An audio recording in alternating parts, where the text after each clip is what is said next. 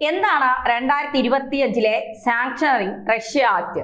India ശരിക്കും അമേരിക്കയെ ചതിക്കുകയാണോ? മോദിയും ട്രംപും തമ്മിലുള്ള ആത്മബന്ധം ഈ പ്രതിസന്ധിയെ മറികടക്കാൻ ഇന്ത്യയെ സഹായിക്കുമോ? അതോ ലോകശക്തിയായി വളരുന്ന ഇന്ത്യയെ തളയ്ക്കാൻ അമേരിക്ക മനഃപൂർവ്വം വിരിച്ച വലയാണോ ഇത്? ചരിത്രപരമായി ഈ നീക്കത്തിന്റെ ആഴവും പരപ്പും അതാണ് നമുക്ക് പരിശോധിക്കേണ്ടത്.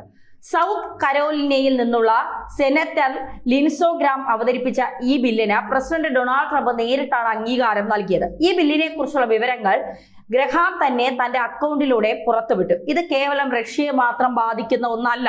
ഇതിന്റെ പ്രധാന ഇരകൾ ഇന്ത്യയും ചൈനയും ബ്രസീലും പോലെയുള്ള രാജ്യങ്ങളാണ്. റഷ്യയുടെ സൈനിക നടപടികൾക്ക് പണം നൽകുന്ന സ്രോതസ്സുകൾ അടയ്ക്കുക എന്നതാണ് ഈ ബില്ലിന്റെ ലക്ഷ്യമെന്ന് അമേരിക്ക അവകാശപ്പെടുന്നു. റഷ്യയുടെ എണ്ണയോ വാതകമോ യുറേനിയമോ വാങ്ങുന്ന ഏത് രാജ്യത്തിനുമേലും സെക്കൻഡറി സാങ്ഷൻസ് ഏർപ്പെടുത്താൻ ഈ നിയമം പ്രസിഡന്റിന് അധികാരം നൽകുന്നു. അതായത് റഷ്യയുമായി നിങ്ങൾക്ക് വ്യാപാരം നടത്തിയാൽ നിങ്ങൾക്ക് അമേരിക്കയുമായി വ്യാപാരം നടത്താൻ കഴിയില്ല എന്ന് സാരം. റഷ്യൻ എണ്ണ വാങ്ങുന്ന രാജ്യങ്ങളിൽ നിന്ന് അമേരിക്കയിലേക്ക് വരുന്ന സാധനങ്ങൾക്ക് 500% വരെ നികുതി ചുമത്താം. ഇത് കേവലം ഒരു സാമ്പത്തിക നിയമമല്ല, മറിച്ച് ലോക രാജ്യങ്ങൾക്കുമേൽ അമേരിക്ക നടത്തുന്ന ഒരു ഏകപക്ഷീയമായ തീരുമാനമാണിത്.